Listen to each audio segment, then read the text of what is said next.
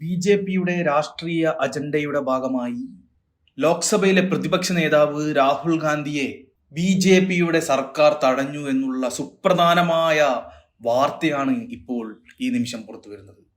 നമസ്കാരം പ്രിയപ്പെട്ട പ്രേക്ഷകർക്ക് ഫോർട്ടുകെ ന്യൂസിലേക്ക് സ്വാഗതം. ഈ വർഷം തിരഞ്ഞെടുപ്പ് നടക്കുന്ന ഉത്തരേന്ത്യയിലെ പ്രധാന സംസ്ഥാനമാണ് ബീഹാർ. ഇന്ത്യ മുന്നണിയും കോൺഗ്രസും ഭരണം തിരിച്ചുപിടിക്കാൻ സാധ്യതയുള്ള പ്രധാന സംസ്ഥാനങ്ങളിൽ ഒരു സംസ്ഥാനമാണ് ബീഹാർ. ബി.ജെ.പിയും കോൺഗ്രസും ആർ.ജെ.ഡിയും ഒക്കെ വൻ പ്രചരണങ്ങളിലുമാണ്. അതിനിടെ ഇന്ന് രാവിലെ കോൺഗ്രസിന്റെ ന്യായ് സംവാദ് പരിപാടിയുടെ ഭാഗമായി വിദ്യാർത്ഥികളുമായി സംവദിക്കാൻ ഇന്ത്യൻ ലോക്സഭാ പ്രതിപക്ഷ നേതാവ് രാഹുൽ ഗാന്ധി ബീഹാറിലെത്തി. ബി.ജെ.പി അജണ്ടയുടെ ഭാഗമായി രാഹുൽ ഗാന്ധിയെ പരിപാടിയിൽ പങ്കെടുക്കുവാൻ വിടില്ല എന്ന് പ്രഖ്യാപിച്ച് ബി.ജെ.പിയുടെ പോലീസും രംഗത്തെത്തി. എന്നാൽ പിന്നെ ആ പരിപാടിയിൽ പോയി പങ്കെടുക്കുമെന്ന് വെല്ലുവിളിച്ച് പോലീസിനെ തള്ളി മാറ്റി സ്റ്റേജിലേക്ക് പോകുന്ന രാഹുൽ ഗാന്ധിയുടെ വീഡിയോ ആണ് സമൂഹ മാധ്യമങ്ങളിൽ ആകെ തരംഗമായി മാറിയിരിക്കുന്നത്. ദർഗംബയിലെ അംബേദ്കർ ഹോസ്റ്റലിലാണ് ന്യായ് സംവാദ് എന്ന പേരിൽ പരിപാടി നടത്താൻ നിശ്ചയിച്ചിരുന്നത്. അതേസമയം ഭരണകൂടം തടയാൻ ശ്രമിച്ചിട്ടും രാഹുൽ ഗാന്ധി ദർഗംബയിലെ വേദിയിലേക്ക് എത്തി. രാഹുൽ ഗാന്ധിയുടെ പ്രചരണത്തിന്റെ ഭാഗമായിട്ടായിരുന്നു ദലിത് വിദ്യാർത്ഥികളുമായിട്ടുള്ള സംവാദം.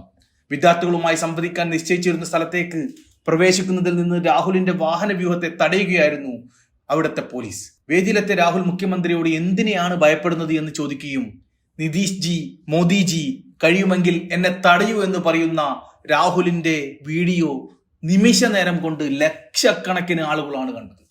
നിമിഷ നേരം കൊണ്ട് ദശലക്ഷക്കണക്കിന് ആളുകൾ കണ്ട സമൂഹ മാധ്യമങ്ങളിൽ വ്യാപകമായി പ്രചരിക്കുന്ന രാഹുൽ ഗാന്ധിയുടെ ആ വൈറൽ വീഡിയോ ഇതാ.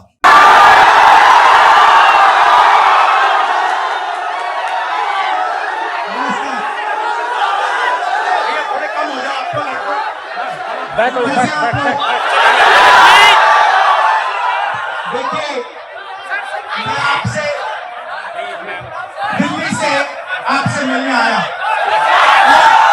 और मेरा लक्ष्य सिर्फ ये था कि मैं आपसे बात करूं, थोड़ा पिछड़ जाइए, मैं आपसे बात करूं जो मेरे दिल में है मैं आपको कह दूं और जो आपके दिल में है वो आप मुझे कह दो। मगर प्रशासन ने मुझे पूरी तरह रोकने की कोशिश की, बैरिकेड लगाया और मैं पीछे के रास्ते से आपके यहाँ आ गया। देखिए,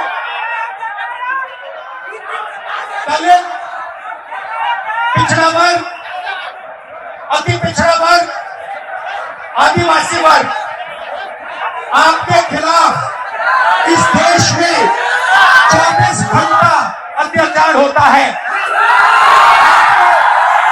आपको दबाया जाता है, आपको शिक्षा के सिस्टम में रोका जाता है, आपके खिलाफ पेपर लीक किया जाता है और आपके करियर को रोकने के लिए खत्म करने के लिए किया जाता है। हमने 3 मांगे की है। सबसे पहले जाति जनगणना, सही तरीके का जाति जनगणना जो हमने तेलंगाना में किया। दूसरी बात, कानून हिंदुस्तान का कानून है कि प्राइवेट कॉलेजेस और यूनिवर्सिटीज में आरक्षण होना चाहिए और ना नरेंद्र मोदी ना बिहार की सरकार उस कानून को लागू कर रही है। इसीलिए हम उन पर दबाव डालेंगे और जब तक, मैं बता रहा हूं, जैसे मैं यहाँ आया हूं ना, रोक नहीं पाए वैसे ही नहीं रोक पाएंगे जब तक इन्होंने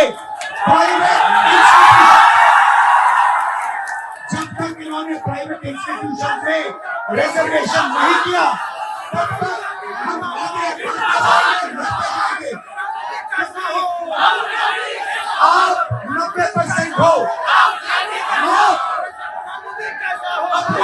समझो, आपको भटका कर, डरा कर, दबा कर, आपके ध्यान के कोई इधर उधर करके आपको रोका जाता है। इस देश में आपके लिए कोई जगह नहीं है। 90% के लिए इस देश में कोई रास्ता नहीं है। एजुकेशन सिस्टम के मालिकों को देखो, मेडिकल सिस्टम के मालिकों को देखो, आपके लोग कितने जीरो,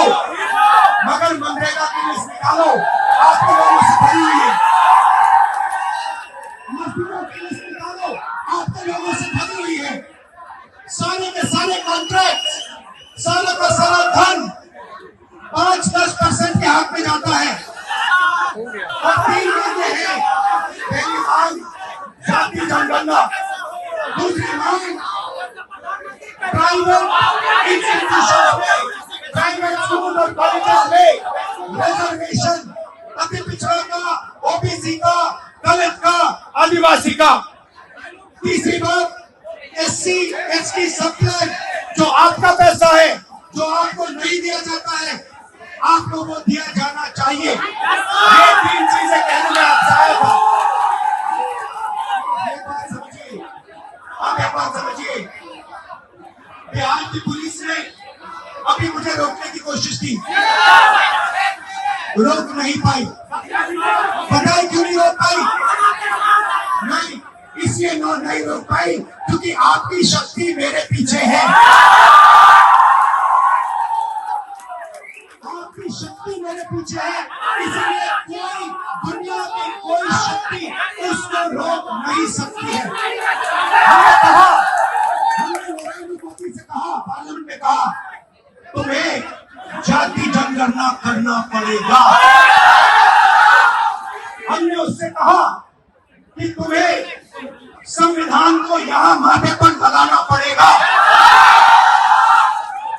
नरेंद्र मोदी जी ने आपके दबाव से डर कर जाति जनगणना हिंदुस्तान में घोषित किया। और जो 90% हिंदुस्तान की गरीब आबादी है, अति पिछड़ा, दलित, आदिवासी, माइनॉरिटी, ये इन सब के खिलाफ है। ये अनियमकारी की सरकार है, ये आपकी सरकार नहीं है।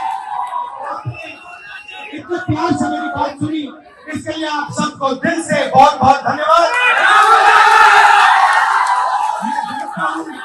मैं जानता हूँ एससी एसटी अति पिछड़ा हॉस्टल में क्या होता है।